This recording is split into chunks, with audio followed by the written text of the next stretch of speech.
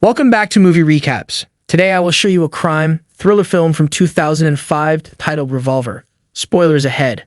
Watch out and take care. After 7 years of confinement, Cockney gambler Jake Green is finally free from prison.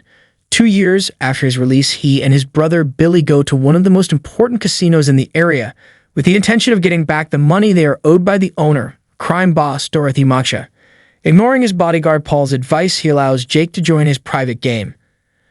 On the way up, Jake hesitates to take the elevator because of his claustrophobia, but the other bodyguards remind him they must climb 20 floors, so he gives in and takes the elevator while fighting a panic attack. Jake's first bet is on a chip toss against another player at the table, which he loses. But this is on purpose. He's manipulating Macha into a sense of false security, so when he makes the same bet with him, he wins this time.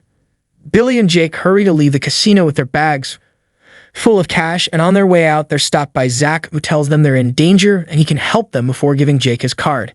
This time, Jake decides to take the stairs, but before he can even go down one step, he passes out and falls down as the card is revealed to say, "Take the elevator." While Jake is rushed to the hospital, Macha expresses his worries to Paul. So Macha orders Paul to hire the best hitman in the business to get rid of him.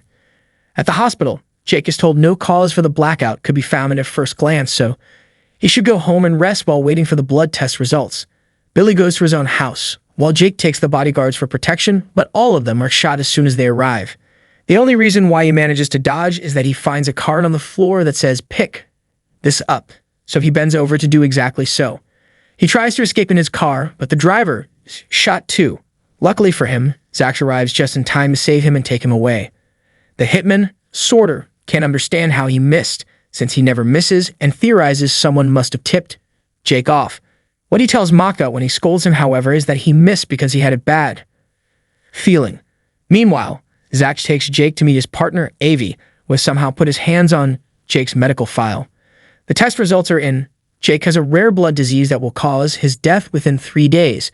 The men offer Jake their protection in exchange for 2 conditions, which are not negotiable. He must give them all their money and do anything they ask for, including answering any questions. They give him 3 hours to decide, but Jaska leaves without saying a word because he's convinced they're trying to trick him. The results he gets at the hospital are the same ones, but Jaskier once again thinks the lab must have been paid by Zach and Avi, so he gets a second opinion from his private doctor, who also gives him the same prognosis. After threatening him with his gun to make sure he isn't also being paid, Jake admits he has no choice, and after taking money from the bank, goes back to accept the men's deal. As they go out for a ride, Avi explains they're loan sharks, and it'll be Jake's money that they'll be loaning. After visiting their first client to drop the money, Avi demands Jake to tell him all about his history with Macha. Macha used to have 3 very stupid men working for him called the 3 Eddies.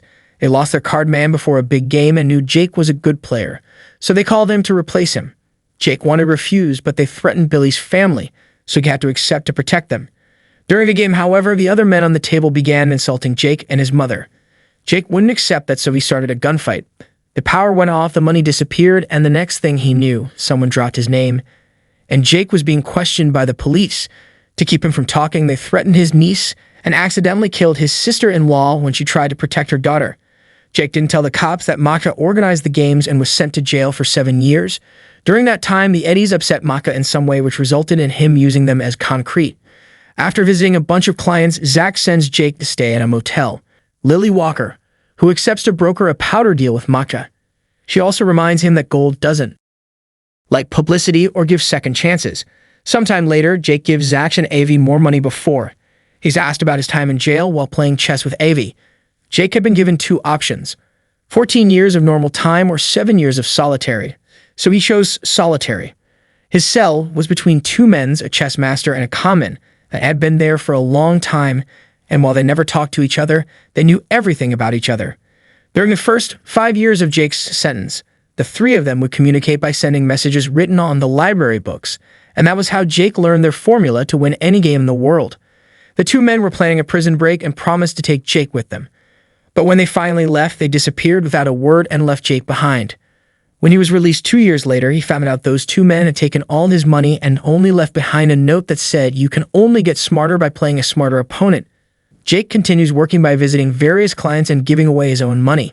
He's also supposed to threaten them if they don't pay, but he can't bring himself to hurt innocent, desperate people. Meanwhile, Avi and Zach are chaining the side of a wall to a truck, so when they pull, they break said wall and steal the safe on the other side. This safe has the powder Matcha had promised Lily. So when he finds out he's been robbed, he sends Paul to solve this, no matter what it takes. Paul goes to see their rival, tried kingpin Lord John, who accepts to provide them with the powder on such short notice, but only for an overinflated price. Jake, Zach, Avi, and their team go to the hotel where the exchange will happen. They sneak into a room next to the thugs to make a hole in the wall and inject sleeping gas, putting both Matcha's and John's men to sleep. Then they steal the money and the powder, framing it to make it look it was Matcha that robbed John and vice versa. Sometime later, Jake gets a call from Billy, who tells him he's been asking around and has found where he's being expected to shoot a scared client.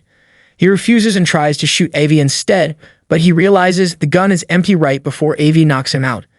Jake wakes up hours later in the motel and gets a call from Avi saying he survived his third day, so he should get a checkup. After being visited by his niece and Billy, who leaves him a gun just in case, Jake goes to see his doctor, who confirms the diagnosis had been wrong and Jake is fine.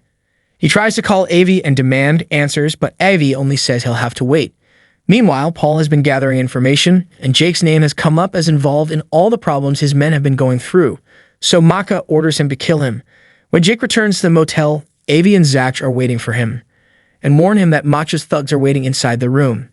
Jake runs away and the men go after him, but he manages to lose them, especially when one of the thugs slips and shoots himself by accident. The other criminals find the body and think Jake did it. Jake goes to see Avi and Zach at their office, where they confess they've always known Jake didn't tell them the whole truth about his old deal with the Eddies.